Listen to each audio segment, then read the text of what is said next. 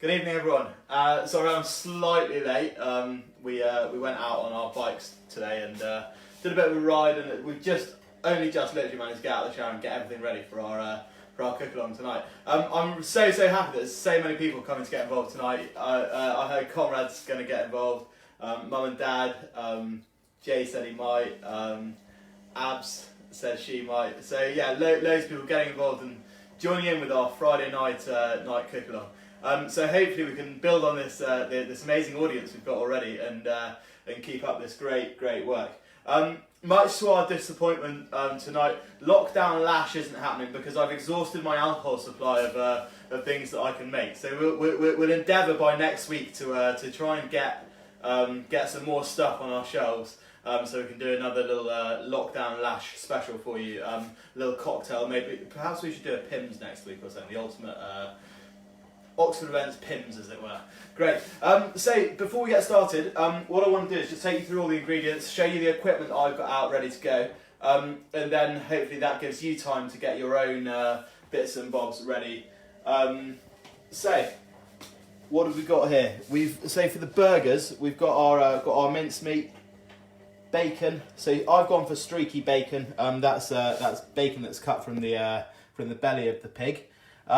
I find that's just a great one to use in burgers. It's got loads of flavour, lots of fat on it. And the secret to getting a really good burger is to get a nice high fat percentage in whatever you're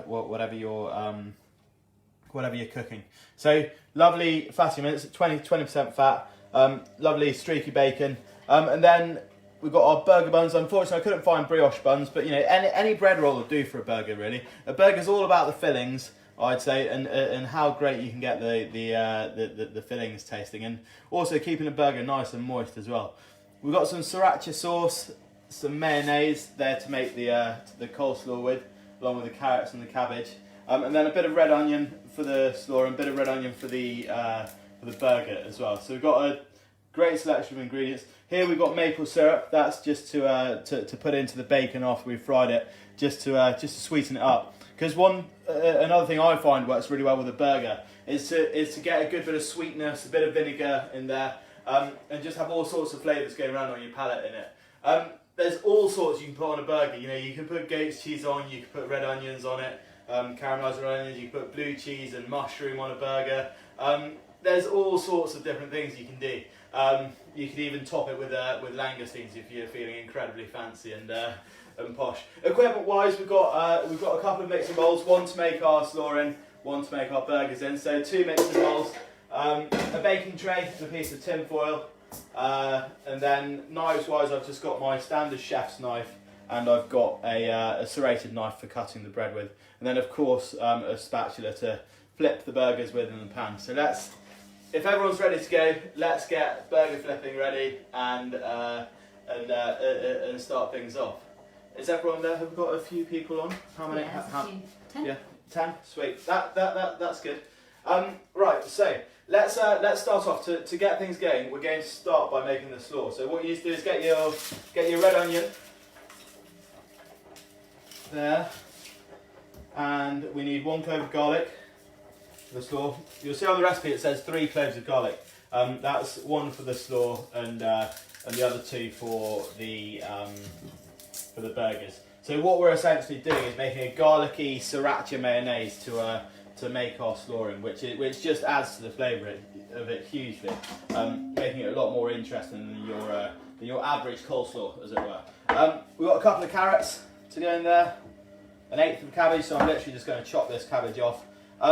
If you've got a white cabbage, that's brilliant. If you've got a Savoy, probably not as good. A sweetheart like this is fine. What I'm doing is just taking off the outside leaf because it's not overly fresh.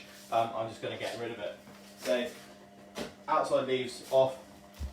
Then we've got our carrots ready to go. So hopefully you're all at that stage with your cabbage, red onion, carrots, and clove of garlic, mayonnaise and sriracha ready to go in. And our radishes, not to forget the radishes as well. Great. So slicing the onion. Let's all do this together. So we'll just chop off the top of the onion, like so. So you've got a nice flat face there. Then we're going to pop the onion down on that flat face and then slice the onion straight through the middle. Fantastic. So we've got 2 halves of an onion there, and then what we want to do is just peel off the skin. That's lovely. And do that on both halves. Get them both ready. So let's not forget, one of the halves of this onion is going to go in the burger and one in the slaw. So my one for the burgers, I'm just going to pop off on the side just so I don't end up using that in the slaw accidentally. So clean all the onion skin off the chopping board. Jill said, can we use shallots instead of red onion? Yeah, shallots will work absolutely fine. Yeah, just as long as they're nice and finely chopped. That's all that really matters when you're making a coleslaw. Just getting that onion really, or shallot, or red onion, whatever you're using. Just get it really, really finely sliced. Any chunks of it are going to be quite noticeable when you come to eating it. So, to prepare the onion for the slaw, what I'm going to do is take the roots off, and then just really finely slice that onion. So, I'm literally just doing it as fine as I possibly can. Okay, I'm just doing that nice and slowly so you can see. So really, don't rush it. Just try and get the onion chopped as finely as possible. Now, if your onion all sort of falls apart because your knife's not quite sharp enough, Will, if you're doing this, I know Naz could do with some knife sharpening classes. But if it does end up a little bit thick and not finely chopped, it's all right. Just push it all into a pile and just run your knife through it like that, just to chop it up nice and fine. Okay, so like I say, just as long as there's no big bits of onion in there, we'll be fine. So our onion's then going to go into one of our bowls. Okay, so we've got our bowl of onion there ready. Lovely. And then I'm going to do my garlic. Okay, so to do the garlic, I'm going to take the top off the clove of garlic and the bottom. Lovely. So we take the skin off and then pop the knife on top, give it a good whack against the chopping board, and then that last bit of skin should just come off nice and easily. Like so, there you got your peeled clove of garlic. Wonderful. How are we doing for speed? Do shout if I'm going a bit too fast, because we'll just slow it down a little bit. I appreciate lots of you are might be on your own in the kitchen, maybe not quite as well prepared as I am, but it's always amazing when you watch TV chefs and they just seem to have everything ready to go all the time. And it's just never like that when you're at home, because you end up thinking, oh gosh, where's that baking tray? Oh no, it's greasy, I've got to re-wash it or whatever. Good, so garlic, what I've done is just sliced it up, and then we're just going to try and get this garlic nice and finely chopped. Okay, fantastic, look at that. Lovely. So this garlic, what we're going to do next is crush the garlic. And the reason we're crushing the garlic is to just literally try and extract all the flavour out of it that we possibly can. So you've got chopped garlic, and what you're going to do now is put a pinch of salt on it. So enough salt to sort of generously cover the garlic. If you have a look at that, there's plenty of salt on there. And what we're going to do is just leave that for about 20 seconds. Okay? That salt is going to sort of break the garlic down, and then once the garlic's broken down, it's going to start, the salt's going to start drawing moisture out of it, and then once the moisture's drawn out, we're going to use our knife to crush that garlic against the chopping board. Now, in this instance, you could definitely use a garlic crusher, but instead, what I want to do is try and use the salt and use a knife to crush the garlic. So that's probably had about 20 seconds now, so I'm just going to mix up the garlic and the salt, and then literally what we're doing is putting our knife on the side. So if you put your knife flat against the chopping board like that, and what you want to do is use your right hand, the hand that's on the handle, to rotate the knife up a little bit like that. Go over to the garlic, get a bit of garlic under the knife, and then just press down with those fingers there and drag the knife against the chopping board like that. So you're using the knife then to crush the garlic.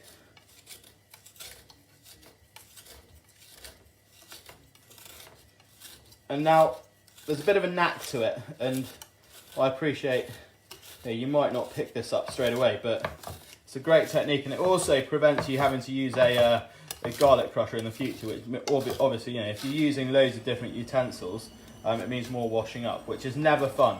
Half the pain of doing the cooking is having to do the washing up. I mean, I'm quite lucky. I've got an agreement in my house that I cook, and then my great old flatmates clean up after me, which is really, really ideal. Good. So you've got crushed garlic there, and that's going to go in with the onion. So you can see there, I'm just using my knife against the chopping board to just pick up all the crushed garlic. Okay, use the finger to swipe it off. And then what I want to do is just wash that finger straight away, because the longer you leave garlic on your fingers, originally, the longer it's going to smell on your fingers. So, always a good idea to get rid of the garlic. So, we've got our red onion, our crushed garlic in a bowl now, and what we're going to do is weigh our mayonnaise into the equation now. So we've got 80 grams to go in. Luckily, we've treated ourselves to a new pot of mayo. You can end up battling with your mayonnaise, trying to get the last bit out. We end up in that situation quite a lot. So 80 grams of mayonnaise, which is,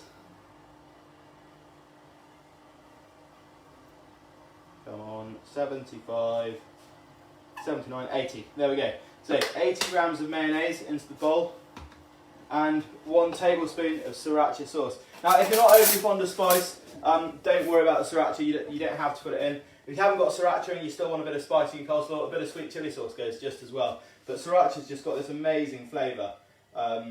Oh, that seems to have squirted everywhere. There we go. Good. So a generous tablespoon of sriracha goes in, and then we can use that spoon to stir our coleslaw up from now on. Good. So we'll just stir all those ingredients together. So that's our crushed garlic, our red onion, and our sriracha. Fantastic, look at that, lovely. And a great colour on it as well. Next thing we're going to pop in there is our lemon juice. So if you've got lemon, fantastic. Unfortunately we don't, so we've got a lime instead. Not the end of the world, I'm sure it will still taste delicious, but the juice of half a lemon is what we tested this recipe with, so highly recommend that if you've got it, and if not, lime's fine. So half a lime into my squeezer. Just going to squeeze that lime juice into the mayonnaise mix we've got there. Lovely. So we'll mix it up. Fantastic. And then the only other 2 ingredients to go in there are the cabbage and the carrots. So when you make burgers and coleslaw like we're doing today, it's a great idea to try and get all the raw stuff prepared first, and then get onto the stuff that's cooked, like the meat next. So if you've got that means if you've got raw meat on the chopping board early on, you're not going to end up infecting any of your food that's being used afterwards on that chopping board. So we're going to get all our raw stuff prepared first, and then we're going to go on and prepare the meat and the high risk foods as they are associated by the food hygiene board. Lovely. So carrots. We're just going to peel the carrots, and then we need to grate these carrots up. And if you've got a box grater, they're the best ones to do these with. Unfortunately, I've only got a microplane one, but that's going to work fine hopefully as well. So a box grater, and you want to use your coarsest side of the box grater to grate your carrots. Alternatively, if you have a mandolin, you could julienne your carrots. That might sound a bit technical for some, but oh well. So we'll get rid of the. In fact, no, I'm not going to get rid of the top bits. I'm just going to get rid of the bottoms off the carrots, and then we'll get rid of that skin as well. Oh, bit for the floor. Always good. So let's get these carrots grated. So I've just got one of these graters here, and when using a grater, never try and hold the grater above the bowl like that and grate your carrot in, because everything just seems to move around a little bit. What I'd always tend to do is just get your grater in a nice sturdy position on your chopping board, and then you just have to move the carrot, and it prevents the risk of grating your hand, which is so often an easy thing to do when you're using a grater. So we're just grating the carrot up, just down until I get to the end. I'm not going to try too much harder, otherwise I'm going to do, and I will end up grating my fingers. So there we go, grated carrot, almost there. And if you've got a massive carrot, just use one carrot. We had sort of probably about medium-sized carrots, normal-sized carrots, so we've gone for two. And yeah, it's a lot of this is personal preference as well. You know, if you want a sweeter coleslaw, use a little bit more carrot in it, because carrot's what gives coleslaw its lovely sweet taste, and why most of us love it so much. In fact, mayonnaise is a vital part of it as well. If you wanted to make a sort of a more calorie-conscious version of this coleslaw, not that you would if you're having burgers, but if you wanted to make a sort of more calorie-conscious coleslaw, you can always use yogurt in place of the mayonnaise. Doesn't taste anywhere near as good, but it is a lot better for you. Good, so grated carrot goes into our sriracha and mayonnaise mix now. That's lovely. And then the last thing to go in is the cabbage. And like I said earlier, our cabbage, we're just going to use about 1/8 of it. I'm going to chop it off about there. There's a hell of a lot more cabbage there. I think that is about 1/8. I hope it is anyway. I'm just going to slice that so I've got a flat surface to work with. If you're working with a normal white cabbage, if you cut it into quarters first, then you'll find that the cabbage will have a flat surface, so you can rest on its flat surface. It's not going to go anywhere. And when you slice the cabbage, you just want to slice it nice and fine. A chef calls this a chiffonade. When you finely slice any leaves, you call it a chiffonade. So if you're reading a cookery book or a recipe at any time it says chiffonade your leaves, this is what it means. Just nice and finely shredded. Fantastic. There we go. And the other bit. I'm really sorry, our washing machine seems to be on in the background. I don't know. Dougie must have put his washing on. Oh well. Was it you? No, just said washing machine is now ready to be emptied, or after the washing up. Washing machine's now ready to be emptied. Yeah. Hers is. No, ours. Oh right. Right. So cabbage goes in. There we go. So we've got a good mix of carrot and cabbage and all the other ingredients that have gone into that store. There we go. And what we're going to do is just use that same spoon to just mix it all together. So now you've got your coleslaw ready, or just about ready. Just finish stirring this up. And always make sure you get it combined nicely. Carrot always seems to stick in a lump, but don't let it. So give it a good stir. And then I'm actually going to pop that in my in the serving bowl that I'm going to use to serve it in. And this could, you can make this if you wanted to the day before, and just pop it in the fridge overnight. That works absolutely fine. If you're having a barbecue or something, having friends over, coleslaw is a brilliant thing to make the day before, and it just saves a bit of the hassle the following day to when you just have to literally pull it out of the fridge and pop it in a bowl and pop it on the table. So there we go. That's our lovely sriracha slaw there. And the sriracha is wonderful because it just adds another dimension to it, a little bit of spice, which is great. I know everyone loves a little bit of spice, don't they? Lovely. So we've got our coleslaw, and just to finish that off, I'm just going to literally put the tiniest sprinkling of pepper over the top. There we go. And that's ready to go now. Fantastic. What? Just pause it. Pause the washing machine. How do you pause the washing machine? Like that? Yeah. Great. Good. That's the washing machine off. So now, without further ado, let's. Oh, sorry, that was a bit what do you call it? Vigorous. Now let's crack on with the burgers. So we've got our mixing bowl here. We've got our mincemeat. So mincemeat can go into the mixing bowl. 500 grams of good quality, 20% fat mince. If you've got a lower fat percentage mince, it's really not the end of the world. But basically, the fattier the mince, the juicier the burgers. So what I'm doing is just pulling that mince apart in my fingers and just Just trying to get it all broken up nicely before we mix the other ingredients in. Then we can get a good mix through. I'm slightly alternative in the way I make my burgers. I mean, back in the day, a beef burger recipe would say beef burgers should have minced meat, onion, parsley, breadcrumbs, egg, all sorts of different ingredients in. I'd rather just have literally steak mince, onion, garlic, parsley, and that's it. Oh, salt and pepper, vital ingredient, salt and pepper. If you get loads of salt and pepper in, it just enhances the flavour of the burger and really sort of lifts it a little bit. So, the red onion, what we're going to do with this is just finely dice it. So, to dice it, I've left the root on, and what I'm going to do is just hold the onion and slice it this way, but I'm not going quite all the way through. If you just wait till I've done it and watch what I do, I haven't gone quite all the way through. So it's just cut down to about there, to the last layer. Okay? Pinch it together and then run your knife through the other way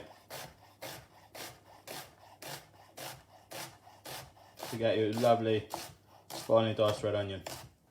Fantastic. Great. So that onion goes into the mix. Lovely. Got a bit of cabbage and carrot in there. It's not the end of the world. One vital thing I forgot to say at the start, pop the oven on. Oven needs to be on at about 200. So if you haven't done so already, I'm sure you probably haven't because I didn't say to do it at the start. But oven just needs to be on 200 degrees for, basically we'll cook the burgers in the pan, we'll put the cheese and the bacon on, we'll pop them in the oven to get all that cheese to melt and start drooling out the side of the burger. It's just going to look absolutely incredible. Great. So, handful of fresh parsley. Got lovely fresh parsley there from the garden. What we're going to do is just finely chop that parsley. So, lovely. Fresh herbs are always good in a burger. Just adds the flavour. And keep it tasting nice and fresh as well. Wonderful. So I'm just making sure that parsley is all nice and finely chopped. And what I'm doing here is I'm holding the tip of my knife and just moving the handle up and down. So hold the tip of your knife and move the handle up and down. Wonderful. Now I'm getting all the smell of that fresh parsley now. That's fantastic. So fresh parsley goes in. You see what I'm doing with my knife here? I'm sort of pushing the ingredients with the knife and using my hand almost as a spade to hold the parsley on the knife. So, good. Next thing that needs to go in is garlic. So we've got our garlic here and 2 cloves of garlic, we said, didn't we? So we've got a total of 3 in the recipe. Oh, that one's not very fresh. We won't use that. Super. So with garlic, what we're going to do is chop the bottom off, chop the top off, pop it on the chopping board, give it a light hit with your hand, and then the skin just comes off nice and easy. And that's hands down the easiest way to peel a clove of garlic. So once again, take the top off, take the bottom off, pop your knife on top, quick tap, and then the skin comes off really easily. There we go. It's literally falling out of the skin. Fantastic. Good. How's everyone doing? Is everyone keeping up? Yeah, I reckon everyone's keeping up. No news is good news, isn't it? Super. So, garlic for the burgers, we don't need to crush it. I'm just going to slice it down one way and the other way as well. And then we'll do that same technique as we did with the parsley. Holding the tip of the knife and just moving the knife up and down.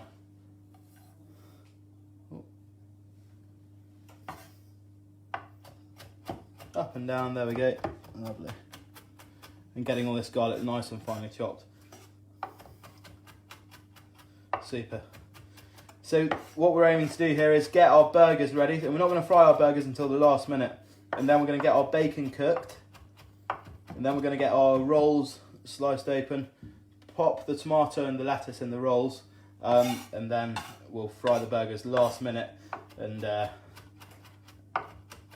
then we'll pop them on a baking tray with the cheese and the bacon on, and just pop them in the oven to get that cheese to melt. Lovely. And what I always tend to do is, when I make a burger, I tend to put 2 thinner. Good, so nice amount of garlic in there. When I make a burger, I tend to put 2 thinner patties in rather than 1 fat one. And this just, I don't know what it is, but you can put cheese between the patties, and it just adds to the experience of the burger so hugely. So got red onion in there, parsley, minced meat, and garlic, 2 cloves of. And then we're putting in a good pinch of salt, 2 pinches. Anna and Simon are keeping up. Never shy out on the salt. If Anna and Simon are keeping up, that means Mum's got Dad very in check running around the kitchen, which is quite impressive. Good. So keeping up with 2 of us. That's good. Here we go. Bit of pepper in there. Ooh. Good. So generous amount of pepper as well. And then just get your hands in and don't squeeze it together. Just lift it gently and try and get all the ingredients nicely incorporated in there. And then only when we start to shape the burgers are we going to start squeezing it together. Now we've got 3 of us for dinner tonight, so I'm going to make 6 patties out of this. And the easiest way to make 6 patties the same size, this is a great trick, is to I've got all my ingredients nicely incorporated now. What I'm going to do is squeeze all that mix together. I'm going to take it out the mixing bowl and pop it on the chopping board. So it's like a big sausage. It's like a big sausage, yeah. It is indeed, probably, yeah. Fantastic. There we go. So a nice big sausage of burger mix. And what I'm going to do is just chop that into 6 equal pieces. So we've got 3 of us. We need 6 burger patties. If you've got 4 of you eating and you need to chop it into 8, then that's fine. But we're just going to have nice generously sized burgers. So I'm going to go in half. And then each of those halves into thirds.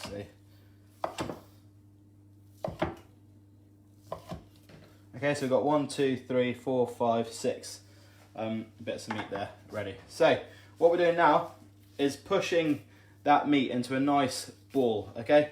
And you be quite rough with it. Lovely. So you got that meat pushed into a nice ball, and then press it flat, like so. Now, when you're making your burger as well, what you don't want is to have a bun that's far bigger than the burger. So always push your burgers out nice and flat and wide. You can always just you don't have to cook the burgers for long. You just flash fry them on each side. But there you've got a lovely big flattish burger. Okay.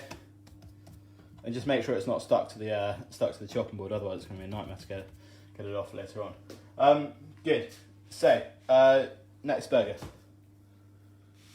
Squash it into a nice round ball. And then press it flat. Lovely, and it's actually easiest to do it when it's on the chopping board.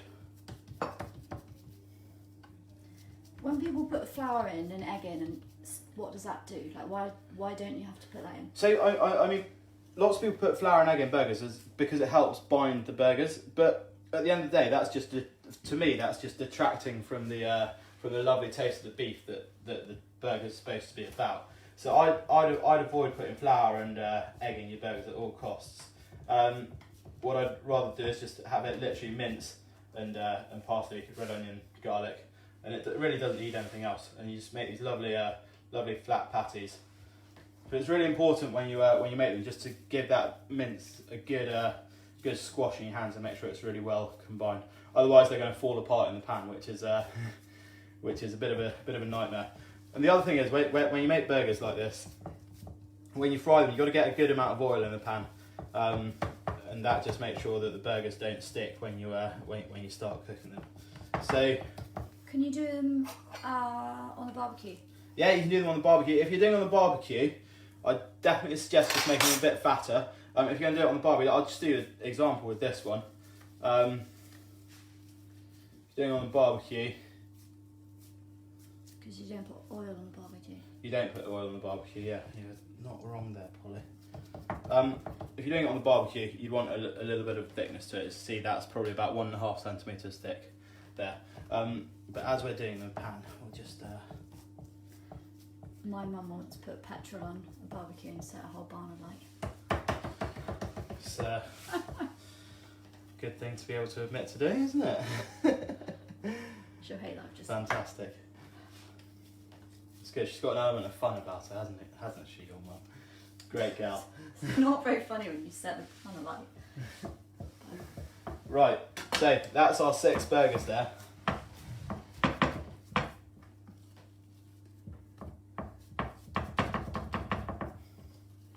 Ready for frying. So we got Can you 6. do it with pork mince as well as beef? Yeah, pork works just as well. Pork works well. You can even do it with turkey mince, lamb mince. If you're doing it with lamb mince, you can put a bit of cumin and coriander in there and a bit of fresh mint. Make it like a spicy lamb burger. That works really well. But yeah, we're just doing beef today, obviously. But yeah, beef burgers really are delicious.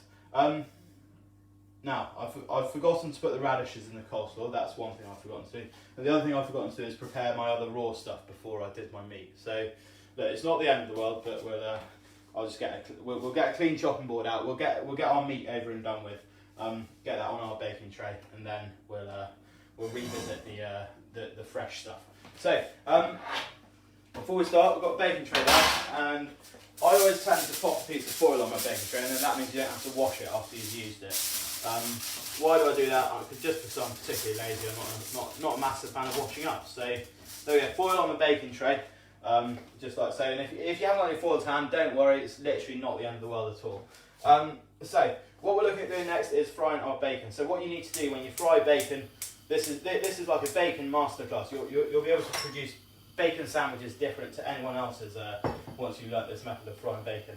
So what we're looking at doing, getting the pan nice and hot first of all. And because I'm using belly bacon, or streaky bacon as you call it, I'm not going to use any fat in the pan because the bacon's got so much fat in already that if we're putting more fat in the pan, there's just no point in it. It's not required. So we've got the pan on nice high heat there, and what we're looking at doing is just waiting for it to get nice and hot. Just, how can we tell if the pan's hot? Get a bit of onion and just. As soon as that starts to sizzle, or it starts to burn rather, then we know that the pan's hot. You can feel it's getting hot already. So what we're looking at doing is frying off our bacon, and then all the fat's going to render out of it. It's going to start to get nice and crispy. And at that point, we're going to pour maple syrup over the top of it just to sweeten it up and give it that lovely maple syrup flavour. Good. So the pan's just started to smoke ever so slightly. So at that point, then I'm going to start putting my bacon in. There we go. So we've got 8 rashers. We definitely don't need 8. I might just do 6 for the 3 of us. Obviously, if you've got 4 of you having burgers, then I'd just go for 2 rashers per person. Really, that's ideal. So no oil in the pan.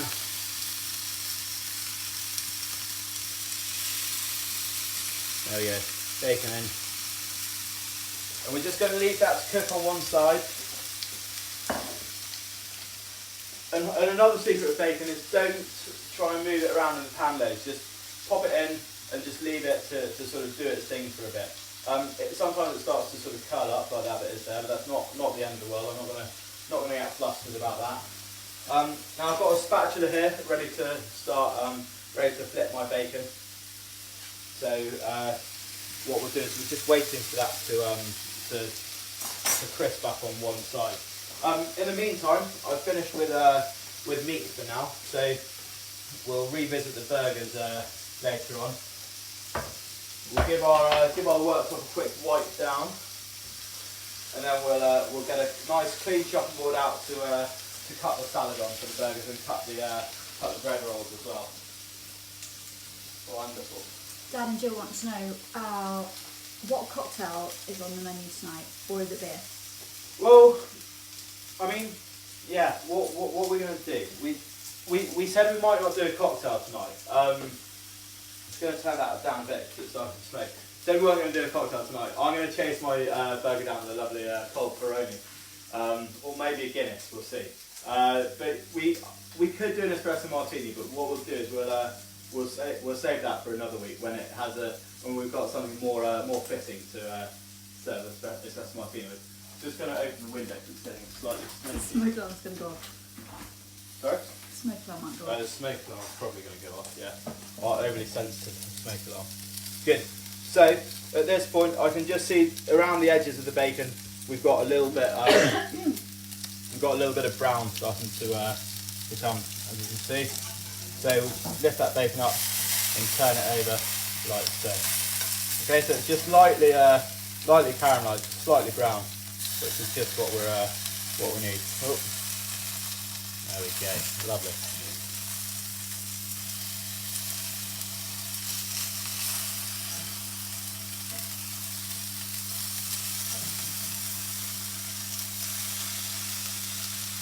Good, so 1, 2, 3, 4, 5, 6 rest of the bacon. Looking good there. So nice bit of caramelisation on. So we get our clean chopping board out now, ready to start slicing up our lettuce and tomato. Lettuce and tomato, some people say should be left off burgers because they're healthy, and burgers aren't supposed to be healthy. But you know what? I absolutely love a bit of lettuce and tomato on mine. So got a chopping board there. Tomato wise, we've only got cherry tomatoes. If you've got big tomatoes, then ideal, but cherry tomatoes work great. What I'm looking at doing is just slicing the cherry tomatoes into little slices. You just had an invite to Florida. An invite to Florida. Yeah. Great. Who's that from? From Jennifer Ballison. Oh, great. Hi, Jan. How are you? Big shout out to Jen. I met Jen out in Florida last January. She came out on a boat with us for the day. Out on a bit of a boys' holiday. So, got a lovely sliced tomato there. Fantastic. And that's probably going to be enough for our us three. And our big appetites after our bike ride. So, there we've got bacon. Let's just check the other side of that bacon. Make sure it's nice and brown. Yeah, getting some good colour on there. So at that point then, I'm going to get maple syrup. Turn the heat up. And you just want to pour, I've got 20 mils of maple syrup there. I'm just going to pour that maple syrup onto the bacon. Lovely. And then, as soon as you pour it into the pan, just turn it off, because the last thing you want is that maple syrup to burn. Because it really doesn't taste too pleasant when it burns. Then, just push all the bacon down and just leave it stir it around the pan, and then we'll just pop that on the bacon tray, ready for topping the burgers with later on. So we're just sort of starting to get all our bits and bobs prepared. I'm just going to quickly wash my frying pan now. I strongly suggest doing the same after you've cooked your bacon, just to wash all the maple syrup out. And if you try and fry your burgers in the maple syrup, we'll find the maple syrup will burn and you'll end up with quite a bitter tasting burger. So, there we go. Nice clean pan. We'll just grab a tea towel just to dry it actually as well. I thought you said you didn't do washing up. Oh, I rarely do. Sometimes I'm forced to, aren't I? Because the staff aren't there or the girlfriend's too busy behind the iPad or whatever. Good. So, next up, what we're going to do is I'm just going to give you a few minutes to wash your frying pans. In the meantime, I'm going to slice open the burger rolls. Now, our rolls are quite thin. If you've got nice fat burger rolls, always a good idea to slice slightly further towards the top of the burger bun. And the reason that is because all the juices that come out of the burger can then seep into the bottom of the burger and just moisten up that bread, make it real tasty. So I'm actually going to do that, to be fair, even though we've got really thin buns. So thick bit on the bottom, thinner bit on the top, and then you end up with these buns. Absolutely fantastic. There we go, lovely. So I'm just going to get another baking tray to put those on, because what we can do is warm our buns up in the oven before we put the burgers in. So here we go. What about using the burger bread to soak up the bacon juice in the pan? Hey, you could have done that. That's a great idea. Whose idea was that? Yours? Yeah, I just thought of it. Well, that's pretty Shock. thinking on the spot. Shock horror. Polly's quite good in the kitchen as well. Actually, she produced us a quiche the other day, which was a delight, wasn't it? Well, attempt 2 was better, yeah. Yeah. Good. So we're slicing our burger buns in half, just leaving a slightly thicker bit on the bottom than on the top. Lovely. So that's the bottoms there and tops on the other side. Lovely. And they're ready to go. So I'm just going to pop those down there for a few minutes, and then now lettuce to go in burgers. If you're feeling incredibly gourmet, what you could do is use a bit of the burger bun to slice around and get your lettuce to be the perfect size. So there's no lettuce hanging out the edges and it looks really neat and tiny. However, when I make a burger, I tend to just fold the lettuce up like that and then just put it in. Okay, but just to show you how to do it, what you could do, and that leaf's not very fresh. Let's not use it.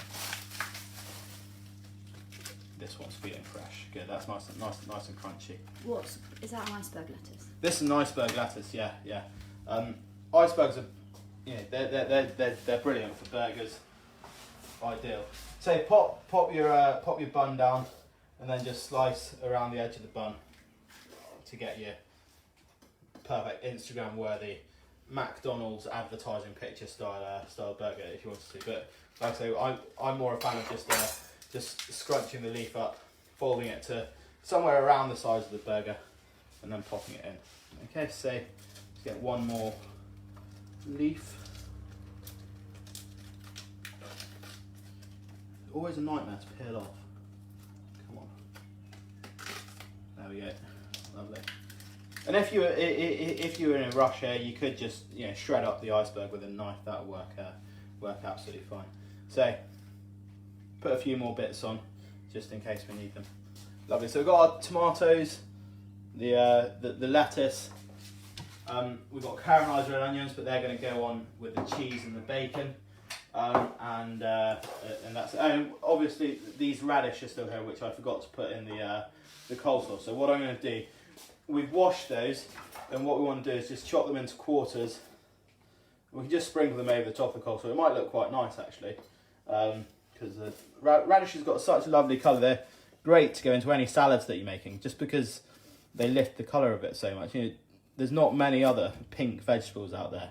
And pink, as much as it's quite a lady's colour,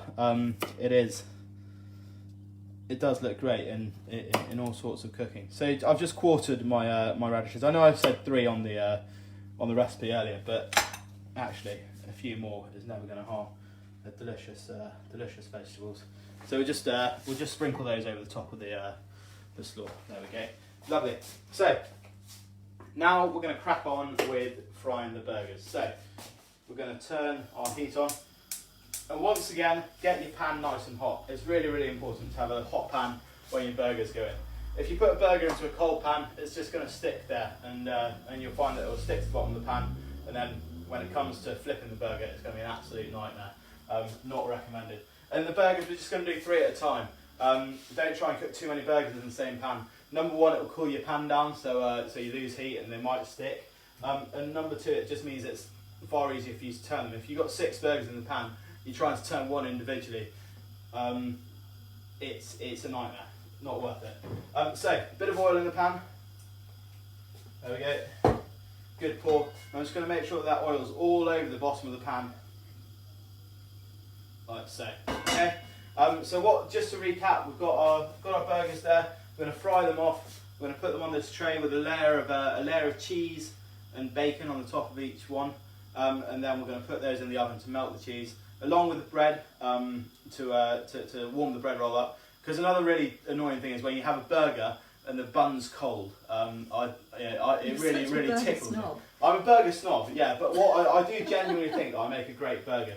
And Tom will vouch for me on this actually if he's watching. He's had the Legatic burgers and reckons they're on par with Five Guys at least. Good. So we've got nice hot oil. Let's just make sure that oil's hot just by popping a tiny bit of meat in. You see, it's bubbling, sizzling away already. Okay, so burgers go in, and just 3 at a time. Oh. Let's get that in the pan properly. Bit of a rookie error there. There we go, wonderful. So these burgers are literally going to cook for probably 30 or 40 seconds on that side. Because the other thing we don't want to do is overcook the burgers. If you overcook your burger, the meat goes dry and you end up with a burger that's got no moisture in. Burgers as well are so much about the fillings and the toppings and everything else that goes with it.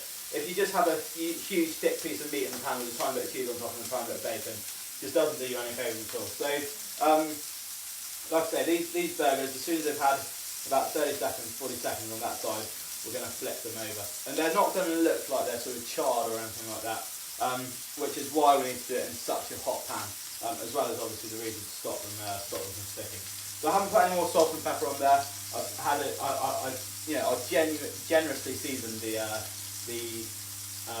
burger mix when we were making it and putting it together.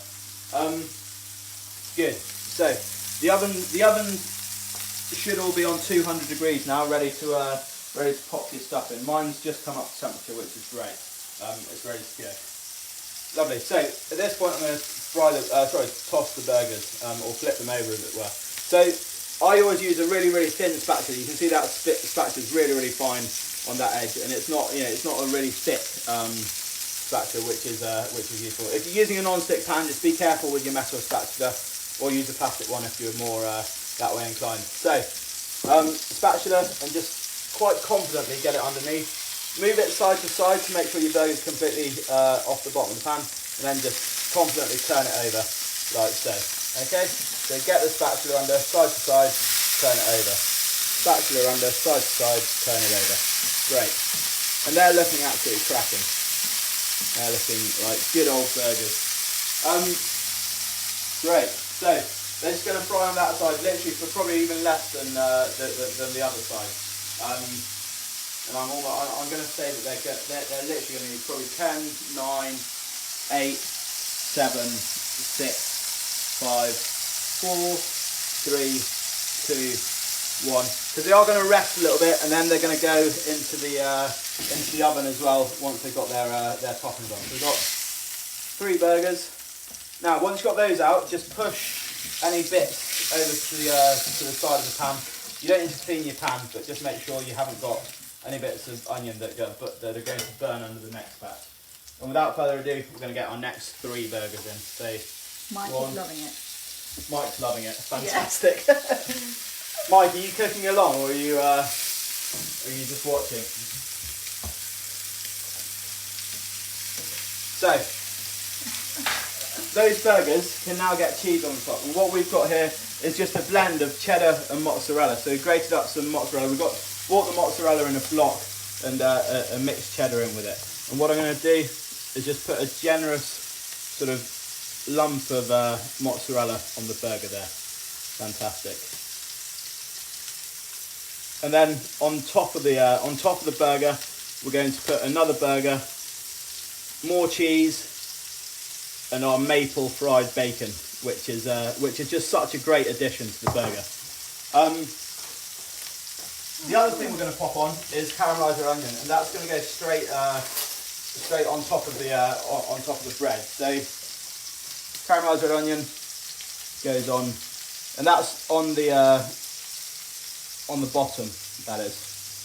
Yeah, lovely. So caramelized red onions, great thing to have in your fridge. So easy to make by yourself as well. In fact, have we got a video on YouTube how to do it, or not yet? No, I need to get Laura to do it. All right, sweet. So by next week we'll have a video on our YouTube channel of how to do caramelized red onions. And like I said, they're great things. You know, they'll sit in your cupboard or your fridge rather for probably a few weeks at least. You know, and they're great. You can put them in a salad. You can put them in a burger. You can put them in a frittata. You can put them. There's so many different uses for them. I've neglected these burgers. These need to be turned. So we'll flip those burgers over. A real natural burger sauce, you can see. Great.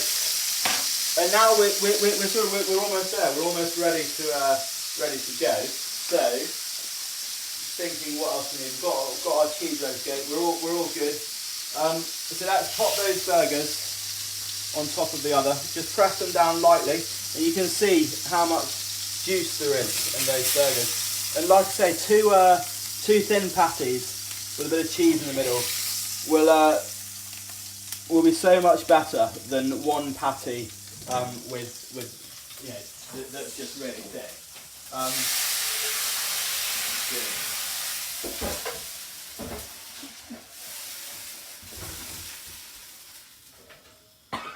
Might need that. Good. Sorry, Polly, it's a bit smoky, is it? Oh, yeah. Oh, I mean, Mike's on the Joe Wicks diet. Mike's on the Joe Wicks diet. Oh Yeah. dear, mate. There's no need to diet if you just do your exercise. Apparently, they say. I might be completely wrong. Good. So, what we're looking at doing then is getting cheese and popping it on top. As soon as you finish your diet, Mike, you can get onto the burger train. Get onto these because they are absolutely phenomenal. Honestly, tried and tested many a time. Good.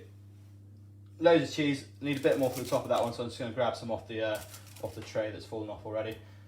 If there is cheese on the tray though, that's good because it's just going to melt on that tray and it's going to end up on top of your burger in the end anyway. So, sticky maple bacon, a couple of rashers of that, go on the top of each mound of burgers. Zaz has checked in.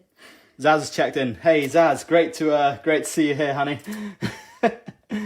Good. So you got sticky maple bacon, mozzarella and cheddar cheese, burger, all stacked up together, and they're all going to go in the oven just to start melting that cheese. Fantastic. And then all our bread's going to go in. So bread in. Fantastic. Good. So everything's in the oven ready, and I'm just going to use this time now to sort of clean away.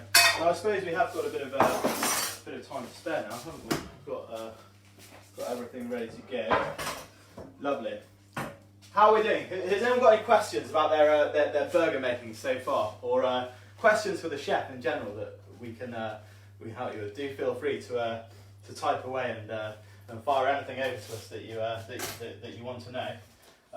Always love to hear from you. Also, great things as well have been happening when you've all sent us what you've made. So many people have either cooked along with us or had a go at cooking what we've cooked, sent us the pictures, and we're able to then put them on our Instagram channel. First of all, to praise you for your hard work and everything you've done to support us. But secondly, it's great for us, it's great for you, it's great for our marketing. So if you do manage to send us some pictures of what you've made, we'll make sure it features on our next Instagram story that we do. And maybe if we get enough people doing it, we'll be able to start a competition and start doing prizes for the best efforts of cooking. Yeah, that'd be fantastic, wouldn't it? To get to that stage, that'd be epic. But yeah, it's so great that everyone's able to come and cook with us and cook along and have fun while we do it as well. And it's great during this isolation as well that we have something to do. Yeah, isn't it? Why don't you get your beer out? Why don't we do what? Why don't you get your beer out? I might get a beer out. Yeah, that's a good idea. I think everyone should get a beer out. We're really lucky. We've got Peronis. Peronis are actually a great lager. It's clean tasting. It's refreshing. And we got these limited edition cans, which is just great because they're not like one of those big cans that can be a bit sort of phasing to drink because they're so big. These stay cool while you drink them. And they're fantastic. I mean, they're literally the same size as a Red Bull. I think 330 mils.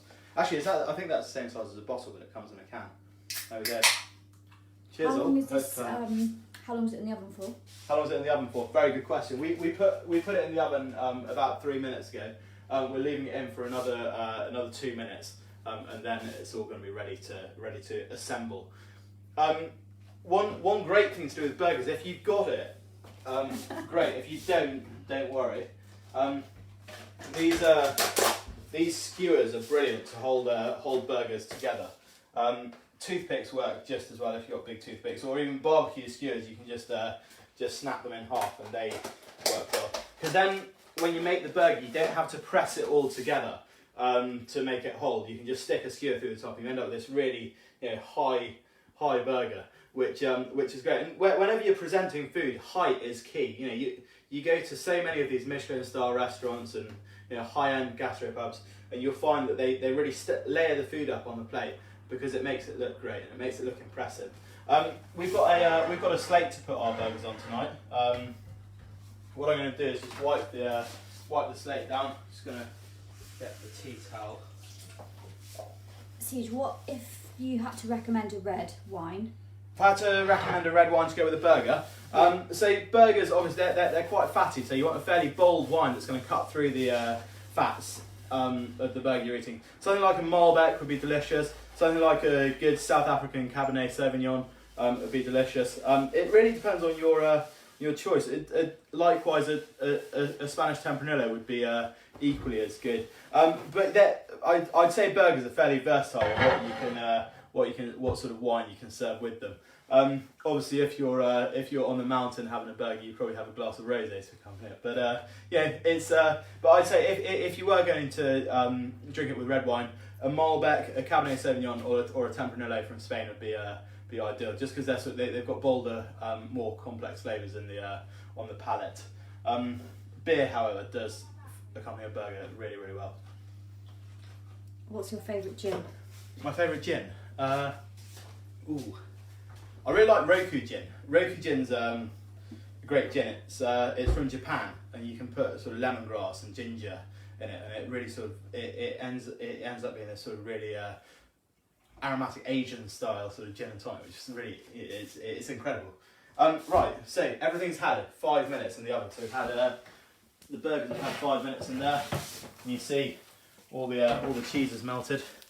Fantastic, and the bread is warmed through, not overdone, just very lightly toasted. That's just what we want. Fantastic. So, without burning any worktops here, let's pop the tea towel down there.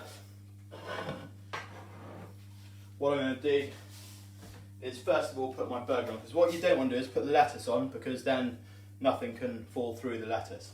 So, I mean the moisture that comes out of the burger. So, let's get our spatula,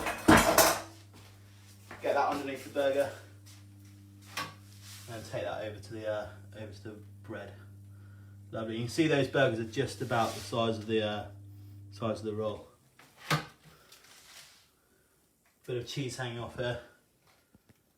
Definitely welcome. I'm just getting really hungry putting these together now. Aren't you, Polly? You like the burger, the real life Burger King? I am the real life Burger King. Not the Tiger King. Next. Burger King. Not Carol Baskin. Good. A few bits of cherry tomato on there. Marvellous.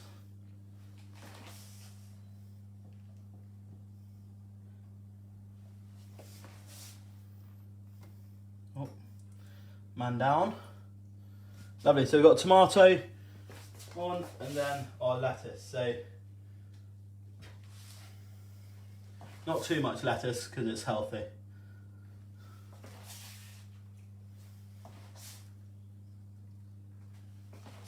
There we go. That's looking great. So lettuce on, and then we're just going to get our top and just poke the skewer through gently. Okay. Put the tops on. Look at them. They are looking absolutely. Oh, watch my head there, Polly. Pop the skewers through. We've got some pretty pro looking burgers there. Now we'll just use our spatula. Don't try and grab the burger because you'll end up squashing it. There we go. Wonderful looking things.